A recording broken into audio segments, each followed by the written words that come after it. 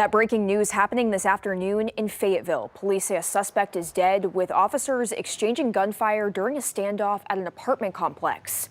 5 News reporter Laura Castleman is live in Fayetteville following the story. Laura, what are the latest details police have confirmed about the situation? Yeah, Lauren, officials with the Fayetteville Police Department say the officers responded to gunshot reports from North Garnet Court here at the Cliffs apartment. Upon arrival, they were met with gunfire from another apartment. Fayetteville Police Department says officers took cover and began evacuating residents. While negotiators, after multiple attempts to make contact, police used an armed vehicle to approach. But officials say the suspect began shooting at the police vehicle. Officers returned fire, and the shooting from the apartment stopped after the subject did not respond. Police were able to check the inside of the apartment, and they say that the suspect was then found dead inside the apartment. I spoke with Fayetteville police on the incident and talked with a neighbor who lives in the same complex. There's multiple people that live in apartments that share walls with this person, and we need everyone to be safe. So we initially took cover, started evacuating everyone that we safely could at the time that our officers were engaging back and forth with the suspect. I hear at my door, Fayetteville Police Department, open up. And I opened the door and they got guns drawn and stuff. They told me to come outside and get behind them.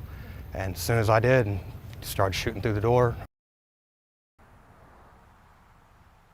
Now, officials say that there is no threat to the public now, but Arkansas State Police will assist the police department in the criminal investigation. In the meantime, Fayetteville Police Department will conduct their own internal investigation to determine if procedures were followed. In Fayetteville, covering news where you live, Laura Castleman, 5 News. Thanks, Laura. You can get updates on the investigation sent straight to your smartphone with our free 5 News app. Well, turning now to the weather, it was another nice day across the area, almost the perfect Sunday. Can we expect it to last into the work week? Here's Joshua Weisel on the 5 News Weather Center with a first look at the forecast. Hey, Joshua. Yeah, and it's been a perfect weekend so far. It's felt really comfortable the last couple of days. And as you can see, it's a little bit warmer today, 79 in Fayetteville. We got abundant sunshine out there once again. So it's going to be a beautiful evening. Get out there and enjoy any sort of plans that you got. Abundant sunshine, Fort Smith, 83. So it's nice and comfortable out there. So like I said, perfect night for any of those plans, excuse me. As you can see, anywhere from the upper 70s, even a couple mid 70s as well, mixed in with some lower to mid 80s around the region. So throughout the next several days, we're going to be dealing with a lot more sunshine, a little bit more of a warm up. There will be a little subtle wave on the way by the time we get to tomorrow into Tuesday. Very, very low rain chances are on the way. Otherwise, it looks pretty dry across the area. As you can see, overnight tonight, back into the lower to mid 50s, northwest Arkansas, River Valley, right around the mid upper 50s, lower 60s, depending on where you're watching from. So we'll have the latest details on those very low rain chances on the way and the nice warm up on the way as well. Details coming up here in just a little bit. All right, thanks, Joshua. Well, 2 winning Powerball tickets from last night's $1.8 billion drawing were sold in Missouri and Texas. They'll now share the prize, which was the second largest in the game's history, after 41 straight drawings without anyone matching all 6 numbers. Lottery officials haven't revealed where the winning ticket was sold in Missouri. The ticket in Texas was sold at a store in Fredericksburg. No information about the winner's identity has been announced just yet, and the jackpot will now reset for tomorrow's drawing. The president traveled to New York today for the U.S. Open tennis tournament. His visit comes as he continues to come under scrutiny to vows to send federal troops into more U.S. cities. CBS News' Nicole Killian has the very latest from the White House. President Trump traveled to New York Sunday to attend the U.S. Open. Prior to his departure, he defended his recent vows to send in the National Guard to cities like Chicago. We're going to clean up our cities. We're going to clean them up so they don't kill 5 people every weekend. That's not war. That's common sense. A new CBS News poll finds 42% of those surveyed favor the deployment of troops to other cities beyond Washington, D.C., while 58% oppose it. Opinion is sharply split along party lines, with 85% of Republicans favoring the deployment and 93% of Democrats opposing it. This weekend, President Trump posted a meme on social media that ominously warned Chicago is about to find out why it's called the Department of War. State and city leaders condemned the president's post and argued statistics show crime in the city is down. None of this is about fighting crime or making Chicago safer. None of it. For Trump, it's about testing his power and producing a political drama to cover up for his corruption. On Face the Nation, Illinois Senator Tammy Duckworth, a Democrat, condemned the president's recent threats to the Windy City. The President of the United States essentially just declared war on a major city in his own nation. This is not normal, Margaret. This is not acceptable behavior. CBS News has learned the Trump administration is pushing forward with a plan to turn a naval base north of Chicago into a staging area for potential immigration operations. According to an internal government memo obtained by CBS News, the Department of Homeland Security requested roughly 250 federal agents and 140 vehicles at the base.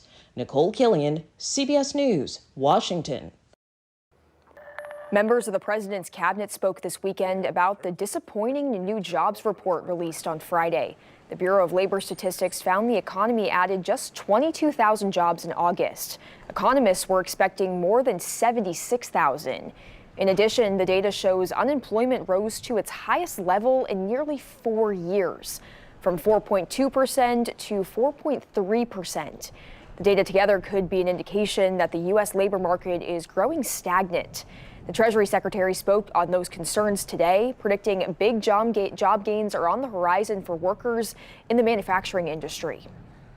The manufacturing sector, as you know, we can't snap our fingers and have factories built. So what we're seeing is a record amount of investment intentions. We've seen a CapEx boom in the first half of the year, and I think that was actually held back. The One Big Beautiful Bill, which has full expensing for factories and equipment, was passed on July 4th.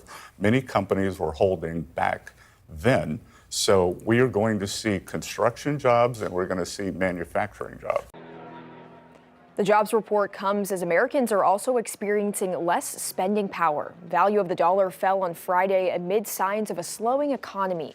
The index tracking the value of the dollar is down almost 10% this year.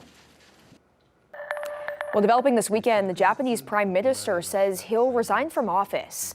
The decision to step down comes as the Japanese government deals with a split within the ruling Liberal Democratic Party. They lost a majority of both houses of parliament in recent years. Japanese lawmakers are scheduled to vote tomorrow on whether to hold an extraordinary leadership election. Well, it was a big weekend at the Vatican as Pope Leo has canonized a millennial as a Catholic saint in a ceremony people from across the globe came to witness in person. The new saint is Carlo Acutis, an Italian young man who died of leukemia at age of 15. He was born in 1991 and created a website to document miracles and spread his faith. It earned him the nickname of God's Influencer, and his story was shared and attracted a wide attention from Catholic youth worldwide. This is one who represents really what it means to live a life well in the Catholic Church. I think, Kim, so many people think that being a saint is boring, it's being sleepy, it's not being engaged. And we see just the opposite in these two men we're celebrating today, and especially Carlo Acutis, who is so proximate to us. So it's a day of great celebration and joy as we have many tens of thousands of young people here at the Vatican on this lovely Sunday morning. The other saint canonized today by Pope Leo was Pier Giorgio Francetti, who died in 1925 at age 24. He was also Italian and known for helping others. He succumbed to polio 100 years ago.